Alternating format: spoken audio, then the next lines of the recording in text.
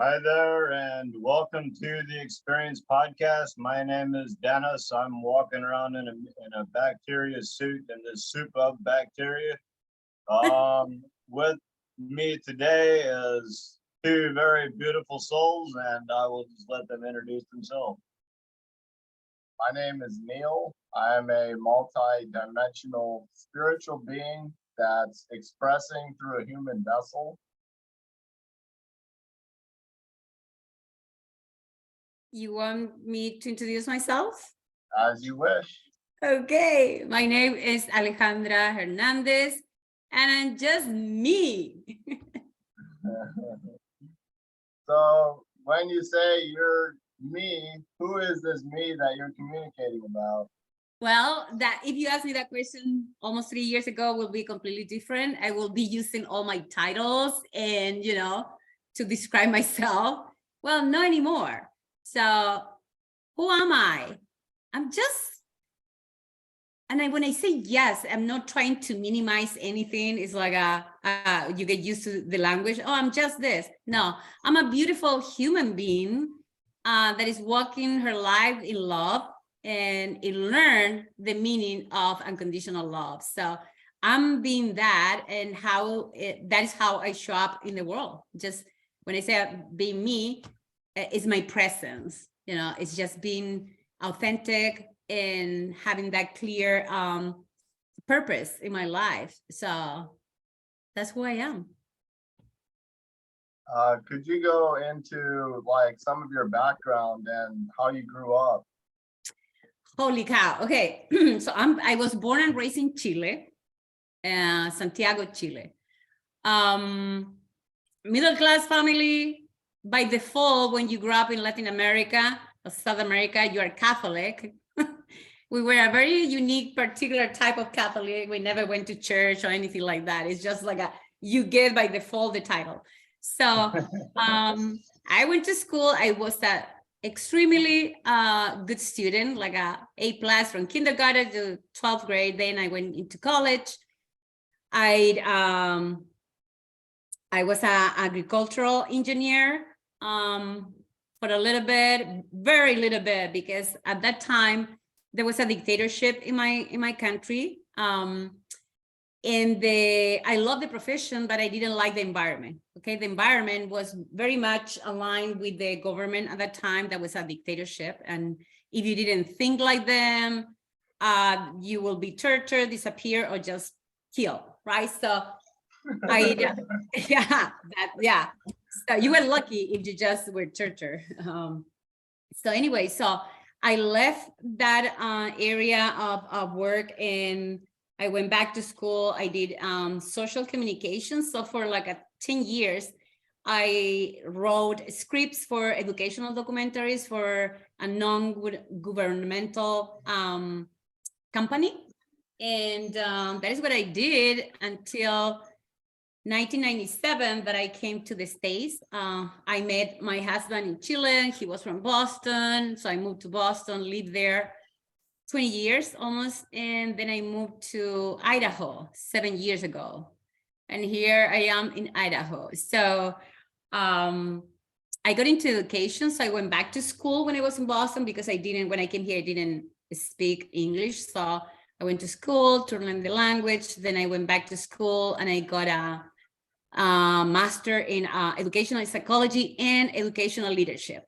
So that is what I did and continue doing, right? I used to be an assistant principal in a K-12 school. Then when I came here, I couldn't find a job. And I came here to Idaho with a very arrogant attitude, okay? I said, hey, I have 2 master's degrees. I'm gonna get there. People are gonna fight for me to give me a job in the school system. It didn't happen. So at that time, my husband, now ex-husband, he had a very good job, so he can provide financially, right? But I'm not the type of person that is gonna stay at home. So one day I went to they had these Westerns days in the park where different organizations come, they have tables with resources and you start chatting with people, and somebody approached me and we started talking and I shared what I used to do. And they said, oh my God, we will love to have you in our company. I said, what is the company? School bus company. So they told me, you can be a great school bus driver. I said, listen, I don't even drive that truck that you see there. I'm not going to be driving a bus. So they said, no, we train you. And then, I'm very adventurous in life. Say, why not learn something new? So I did the training for 3 months and I drove a school bus for a year. And it was the most amazing experience because the children, right, and allowed me also to get a sense of the city. This is a relatively small city, it's 50,000 people, I guess. It's growing. So, and after that, I got a job at the school and then in the college. And now I'm the executive director of a nonprofit organization that is called Unity Alliance of Southern Idaho. What we do, we bring people together. So we work with the Anglo that was born and raised in Idaho and the immigrants and refugees. And through different educational programs, we instill and strengthen the belief that we have that our differences is what make a difference. So we better get along, and taking responsibility for our contribution, but also for the relationship that we develop with other people that live here. So that is what I do now. Amazing. That was a really long answer to my question, and it actually covered things that like it covered more than what I anticipated you might answer with. So thank you for that. You're welcome. And this concept of unconditional love, has this been something that you've been familiar with all of your life? No, absolutely not. So I would say that my entire life, I went through life being a hero, right? But the truth is that I was a victim wearing the mask of a hero. So I avoid to face my own suffering, pain from trauma as a child, and I focus in somebody else's pain and suffering, being the hero, helping others. But I always avoid confronting my own. So why did I do that? Because doing that brought me comfort, right? I was loved, respected, appreciated, you know, and I never knew unconditional love. There was always something that I had to do to feel love. And that was from family, friends, community.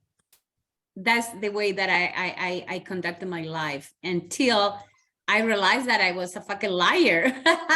Because yeah, I was a fucking liar. I was never, I didn't have the clarity, and I will say that the courage, right? To take that step when I said, okay, this is not me. All this suffering, you know, everything that I went through, one, it doesn't exist anymore, boom, okay? So why I'm bringing always to my present life? It's not serving me for nothing other than remembering and having the flashback of the trauma.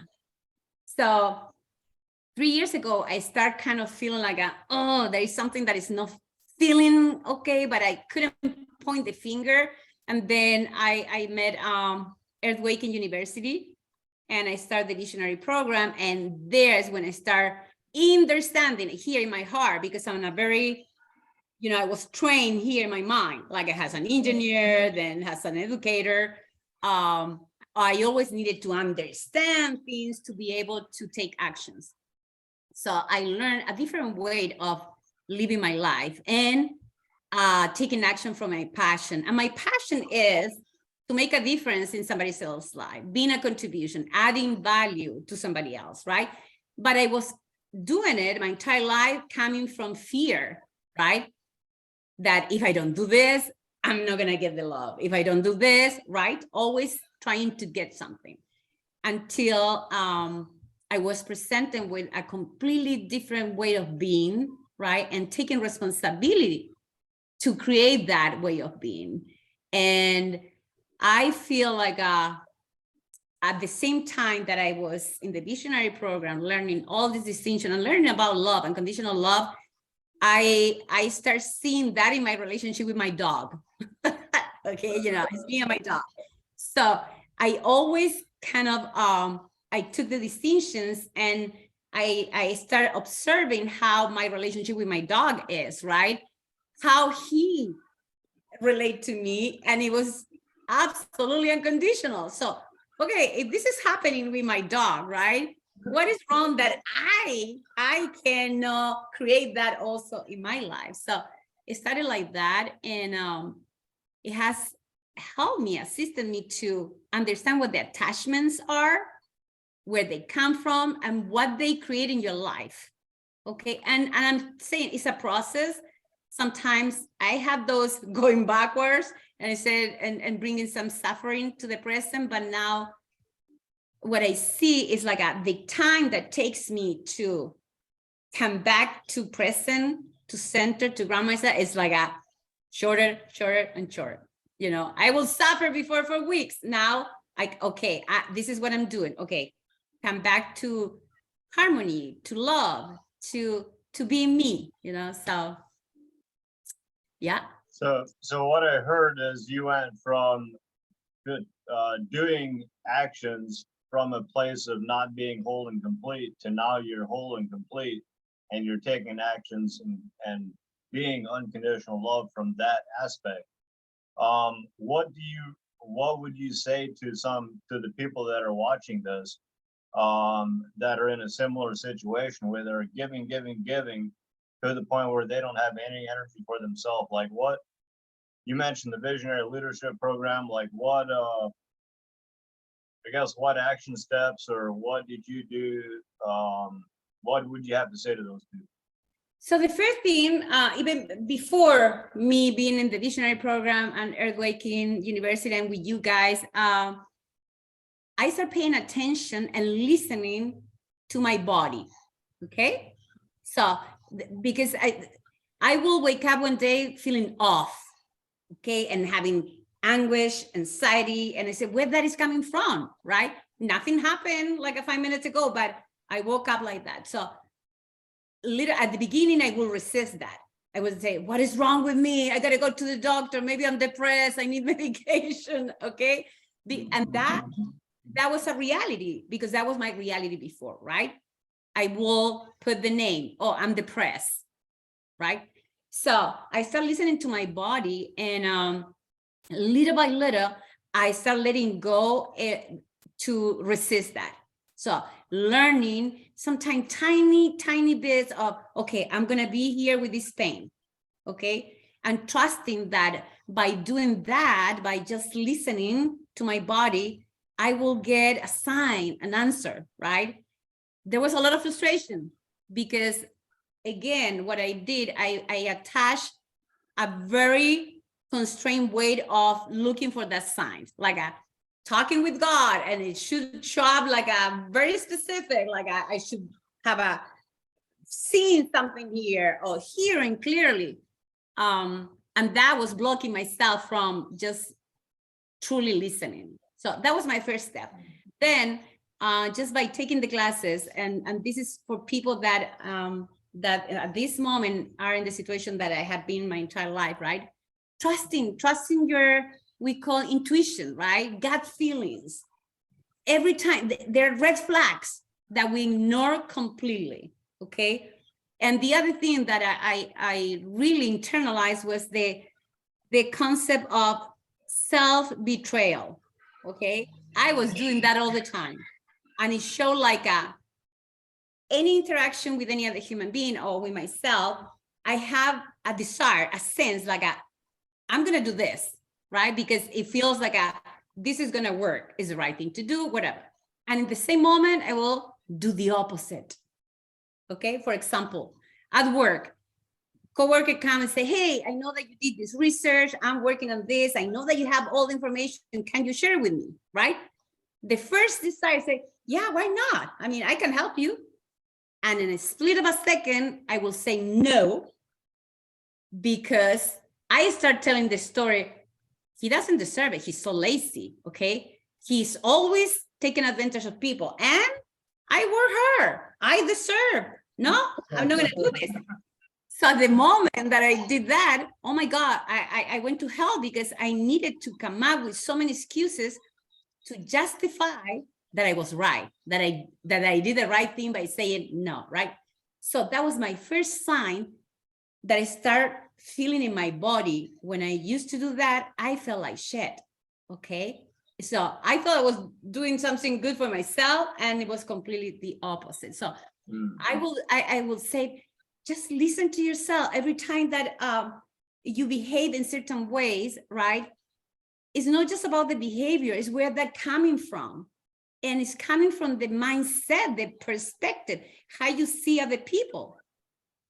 And I feel like at that time, I was putting myself in a box, right? And I wasn't able to see people as people. I was seeing them as objects that could be a vehicle for me to get what I want. You know, I can use them, or simple, or an obstacle. Somebody was getting in my way. I got to get rid of that obstacle, or ignore them, right? But by doing that, I was doing it to myself. So again, just listening how I was feeling every time that I behaved that way. And just people trusting their gut feelings, their intuition, and observing a lot. And one of the things that I have learned from Awakening University is that the environment, okay? When you're in a healthy environment, even when you're struggling, you feel comfortable raising your hand and say, hey, I'm struggling, I need assistance here. When you're in an unhealthy environment and you do that, what you get is shed, okay? Or you don't even feel comfortable raising your hand. So just paying attention, who are the people that you associate with the most, right? And are they in the same path that you are? Are they doing things coming from a place of love, or they're doing things to get things, right? Everybody's different. Everybody's journey is different. But I think love is the key. Loving yourself first thing. So what are some ways when you find yourself not being present, how do you recognize that you're not present? I start talking shit to myself. I'm not very kind. I'm not kind to myself. And I started, this is what I say. Why this is why I'm doing, asking the why of everything and getting frustrated because the answer doesn't come to me. Of course, it's not gonna come to me because I'm asking that referring to something that already happened or something that I have my mind that I want to happen, right? And I feel like I can control those two, and I can't. So that's what I do. I start kind of being very unkind to myself, and I'm very hard on myself, and I get uncertain of what I'm doing. And I'm saying uncertain of what I'm doing. So doing again, forgetting about me being. The doing takes me away from being present because I have to do things to get rid of what happened, or I have to do things to get where I want to have or I want to do. So that's what I do when I'm not present.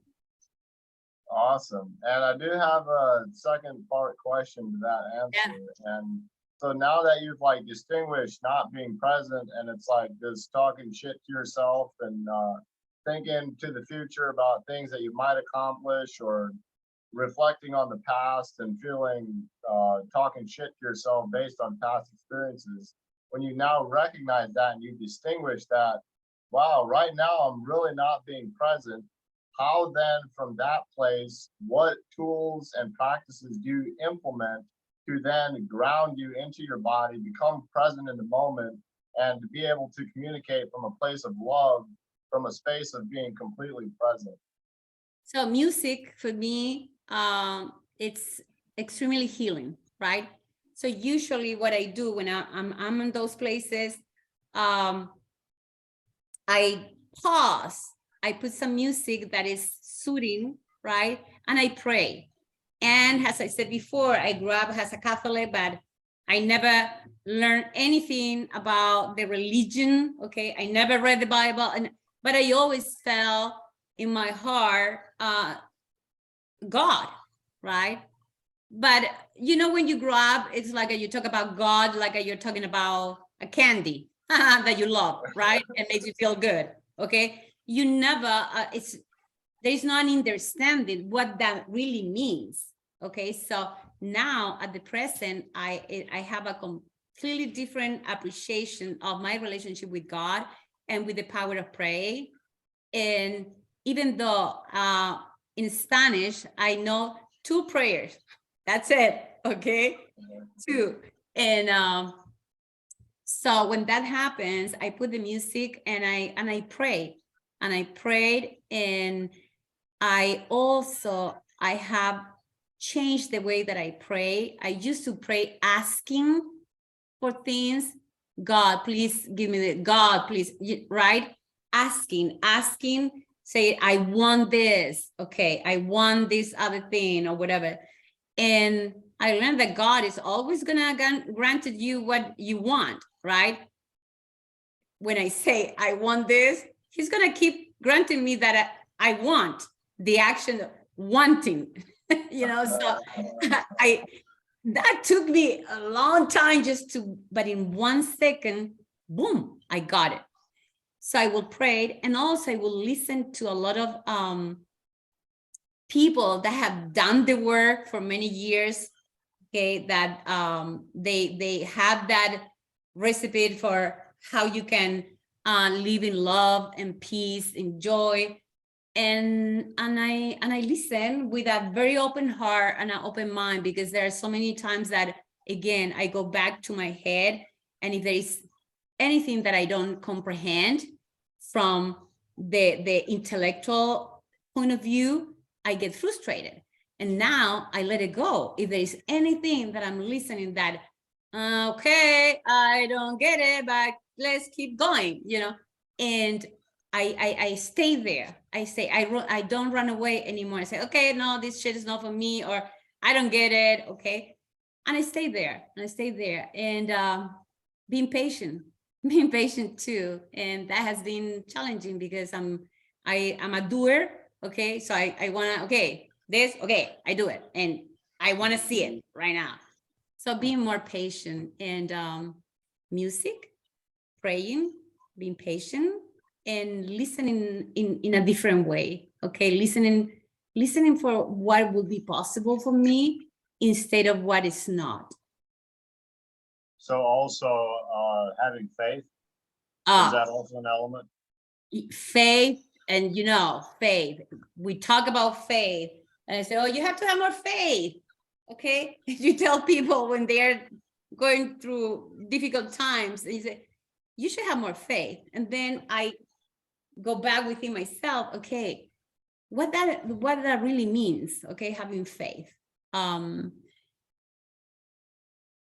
now when I'm present, and that my practice of communicate, having those conversations with God, it's not having a fixed outcome, right? I used to always start the process by saying, okay, this is what I'm gonna accomplish with anything, but with my prayers. And if I keep doing, this is what I'm gonna get. So faith now, it shows in a different way. Faith just staying there and believing that it's there. Whatever I'm praying for, it is already with me, right? And being consistent with that. Consistency.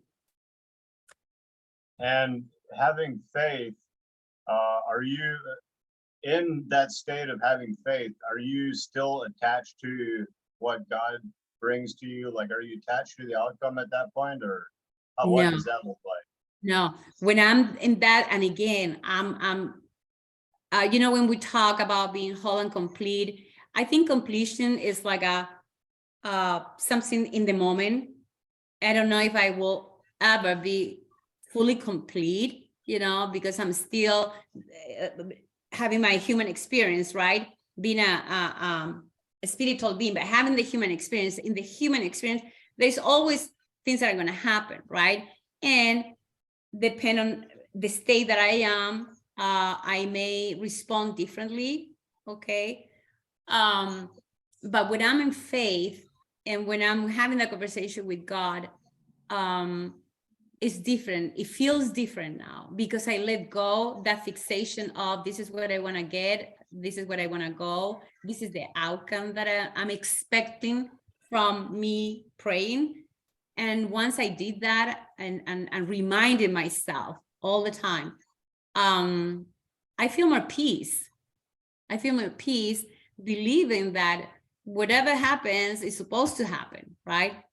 And being good with that, finding the purpose of every single thing that happens. Amazing. Well, it has been, I'm telling you, it hasn't been, we always say it's simple, but not easy, okay? Because it's so easy when you're in an environment that is not supportive of that work, doing the work from the inside out, and really finding that voice that is your true self. There are so many distractions, okay, coming from your environment, and sometimes distractions that you start creating here in your head, right? So it's a constant reminder that this is the work, and you got to be willing to do the work, not just, okay, 5 minutes here, Okay, tomorrow, other 5 minutes. It has to be who you are, what your life is like. Always reminding you and being in love and remembering that we are absolutely pure love. I feel that. And on the note of pure love, I want to speak to some of the things that are going to be in the description of this video. And so Alejandra's email as well as phone number is in the description. So if you want to reach out to Alejandra personally, you can find that in the description. Also, there's going to be a link for Awaken Life Live that's upcoming. And this is one of the most transformational events on the planet. And this is happening on April 8th and 9th, which is a Saturday and a Sunday. That's also in the description. Additionally, in the description, you'll find a link to a YouTube audiobook that is the book If I Died Before I Wake by Jonathan England, as well as you'll also find the introduction music that was played at the beginning of this video. That will also be linked in the description, as well as Dennis and I's email. So if you want to reach out and schedule a podcast with Dennis or I, you can find that information in the description. So I want to put that in there to generate that awareness. And here we are. So I'd like to go back to that while you were speaking of faith. Because for me personally, and I would love to hear your input on this, but I feel like faith is a muscle. And as you were sharing that, it reminded me of the quote by Paul Bunyan, where he said that if I have a lever big enough, I'll move this mountain. And I feel like, and in the Bible, it talks about faith being like a mustard seed. So in the beginning, I feel like it may be like a mustard seed. And as we continue to develop this muscle of faith and have faith in God that everything is perfect and everything is just showing up as it should, it continues to grow. So I'm just curious, like how has that shown up in your life?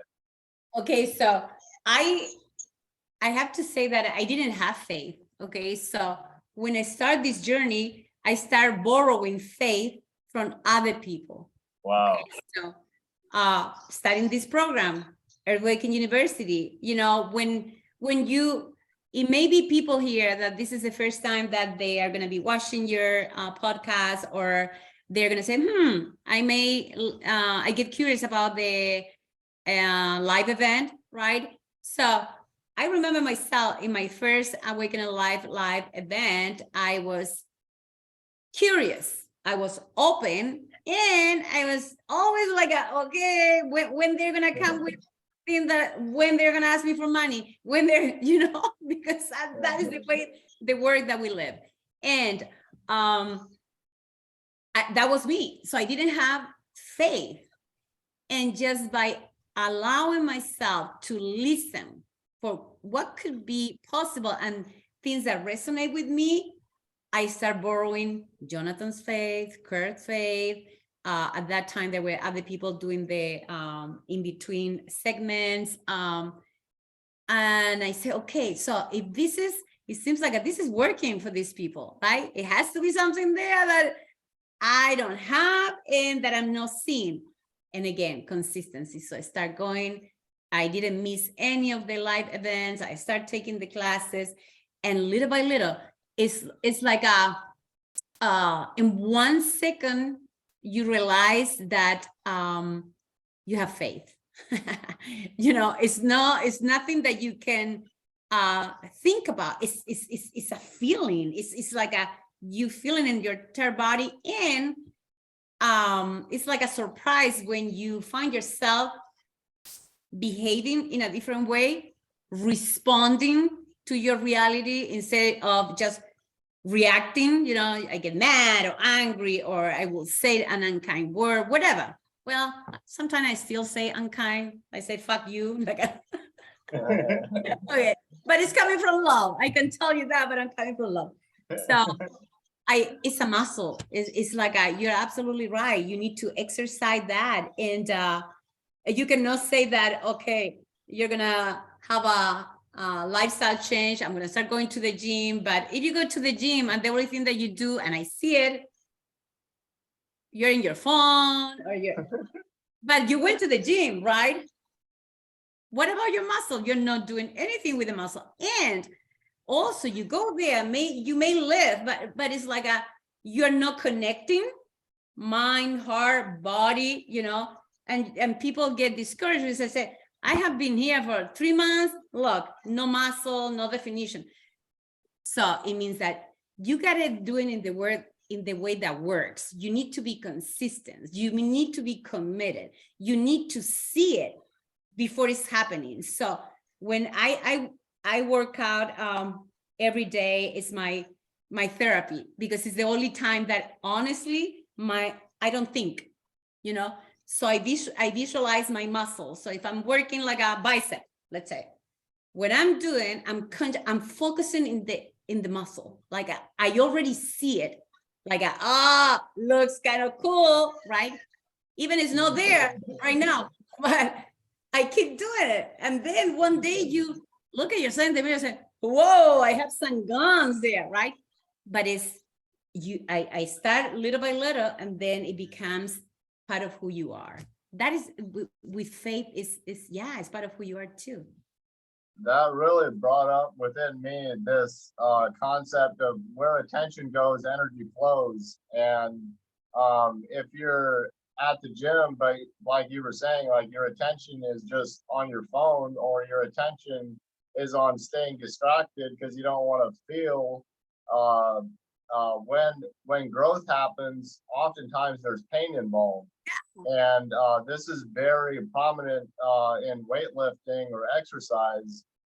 We generate micro tears in our body, which then heal. And when that heals, that then grows the muscle and grows the strength. And this also shows up in our life. We experience shit, we experience pain, we may experience anger or whatever it may be, and it's not fun to be there. But at the exact moment that we're feeling those things, that's where growth is happening. And in that moment of being in the pain and being in the shit, we can focus on the pain or the shit, or we can focus on what we're committed to, where we're going. Are we in this pain, feeling it fully and focusing on love, or are we in this pain, feeling it fully and focusing on creating more pain?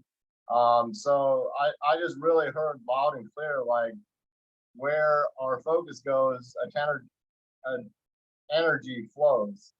Yeah, and see the beauty of the pain, because how many times, and you guys, you work out, you're doing an exercise and you do 10 reps, and oh my God, the last one, it hurts, and you're about to quit. Okay, you're self-betraying. Okay, I want to do 10, but it's the number 8. I'm gonna quit. If you quit, next time you're gonna quit again. You're gonna quit again. It's gonna become a habit. But if you push through the pain, man, at the end feels like I did this. I did it myself, right? And then every time that I talk with people that they go to the gym, and some people that are not used to, they say, hey, every time I get so sore, it hurts. When it's not gonna hurt anymore? I said, never. Never. But it's how you need to transform the relationship that you have with the pain, right? Because if you see like at the asset that is going to take you to a beautiful place, and now we're talking about exercising and developing muscle or whatever, but in life in general, you need to focus in where that pain is going to take you, and embracing and loving it, and celebrating that there's pain, something beautiful is coming. This is such a fantastic example of like, what's your why? Like, why are you doing the thing you're doing in the first place? And what are you committed to? And if you're committed to being in shape, and you have a why you want to be in shape, is so that you feel good, so that your blood's flowing, so that your mind is operating at its optimal, so that you can actually manifest in your physical reality using your body and using your clear-mindedness and using your oxygen flow. If that's your why, and additionally your why could be, all right, I want to implement these things to be able to be a massive contribution to other people in my life, when that's your why and when that's your commitment, the pain, when we're in the pain, being able to go through it is massively dependent on why we're doing the thing we're doing in the first place. And it's not about doing the thing in the present moment. It's more of our why and our commitment to where we're going. And that can allow us to have faith in the present moment that this too shall pass. And on the other side of whatever we're experiencing and going through and are in right now, there's growth and there's expansion and there's just this elevation that occurs. It's so beautiful the way that you said it, because this can be applied in any aspect of your life, right? Like I remember since a very young age, I said, when you are kind of 12, 15, and you look at somebody who is 40 or 50, you think, oh my God, that person is old. And you have even the picture how that person is going to look. Okay, but I remember since I was a teenager, I say, I want to live until I'm 100 years old with a strong body and a sexy mind. I used to say that all the time, but not because the superficial aspect of that. It was for me, let's say that I think I used that to bring strength to my soul, okay? Because the same way that I'm bringing strength to my body, and I see that works, doing the work works, is the same thing anywhere you put your mind into something that you focus, right? So by having that feeling that I'm strong and have more clarity in my mind, I feel good, I have the energy, I can do that with anything, right? With anything. So that is where I always go when I'm not feeling that motivated or whatever, is what you were saying, Dennis. What is my why? Yeah. It used to be, I want to be 100 years old, strong body, sexy mind, like, okay, that was my why for that area of my life. But that I have internalized that in anything, the why I'm doing this. And also, I feel like what you were speaking to earlier about being present, and not being attached to, once we have our why, not being attached to that outcome, but being in the present and feeling that pain fully, and then growing from that place rather than focusing on the past or the future. Yeah, that is it's a very easy thing to do, because it's just dependent on you just staying in that moment, right? It doesn't cost you any energy, anything. It's just like it's one shift of your mindset, the perspective. You boom, and there you are. So, and again, somebody who hasn't done any of the work, they say, yeah, really easy to say than done. I used to say the same thing, but at some point you need to take the first step, right? You had to, okay, because if you're going to be complaining about everything all the time, I mean, that's what you're going to get. Shed, complain. But if you are really willing to do this work, take the first step. And it looks different for everybody, right? But it's just taking that first action in faith. And that first action is something I speak to a lot and put out there, and I call it baby steps. Yes. And it's the baby steps add up to a full-grown adult body walking around, being upright, being fully balanced. Because when the baby's starting out, first he'll crawl, and then he might stand up holding onto a chair, and then fall on his butt, and then get up again, pull him up on the chair, and then he might take a step or two and fall on his face, and then get up again and walk again. And it's baby steps. It's those little actions taken on a consistent basis that contribute to producing massive results. And the massive results aren't they're produced by taking massive action, but they're also produced by implementing productive habits that you implement on a consistent basis. And those might be, for example, exercising on a daily basis. It might be, for example, starting to say I love you 3 times in the mirror every single day. It might be like something such as praying when you wake up or praying before you go to sleep. But my point is, those are all consistent habits. Another one would be journaling. When you wake up every day, journaling. And if you have a commitment to being a writer, a baby step would be start writing every single day when you've woken up, either before breakfast or after breakfast, and then taking those baby steps. And those baby steps will produce and can produce a masterpiece. Yeah. And how you navigate a steep slope or a mountain is one step at a time. You don't take the whole mountain in one jump or one giant bound. You take a step and then you take a step, and then you're able to navigate a steep slope that you can reach the destination, and you're committed to the destination, but having that commitment while being present and focusing on the next step. I love it, the way that you said it. Yeah, I love it. And I like that for me, this awakening and, I'm being present and taking responsibility for everything in my life. I crawl a lot for a long time. It looked like I just crawling. And what it assists me at the time is like, I didn't give up, because sometimes you can crawl and say, hey, man, when I'm going to be able to stand a little bit, or right. So I stayed in that moment. And the other thing that you said, like a developing habit, once you develop that, then they come second nature. And it could be anything that you said. For me is every day when I get in my car, okay, if I have to drop my dog sometimes to dog care when I have to work, I get there, people may think that I'm crazy, and that's perfect. So my dog's name is Margarito, okay? And so I start driving and say, hey, Margarito, okay, what do? We are grateful. So I start talking about the grateful things that I am, okay? It's every time that I get in the car, every single time. And it started something like I want to be grateful, and I think I'm going to, but now it happens. I don't even have to think about it.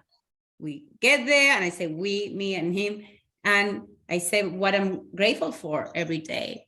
And it shifts the energy, okay? It does. It's like you set the intention for your day by doing something like that. It works. So where did this practice of gratitude come from, and how long have you been implementing it? And also, what are fruits and results that you've recognized in your life by implementing a gratitude practice? So I have been, okay, I don't want to be arrogant, but I know that I always have been a grateful person, for what my parents gave me or my everything. But I will say consistently 2 years ago, like every day, every morning, right?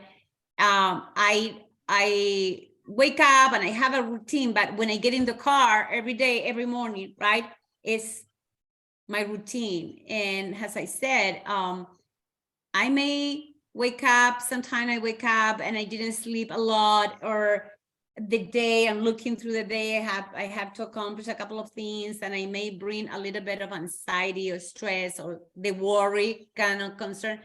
And by doing that, I shift the energy completely, and I surrender to God. Whatever is going to happen today is going to happen, and it's going to be all good and for good, and I'm okay with that. So it's putting again, it's faith and surrender yourself. Like doesn't matter how things go, is the way that they're supposed to, and being able and willing to see the beauty in each thing that happened. It may not be what you had in your mind, and doesn't matter. It is what it's supposed to do for you in your life,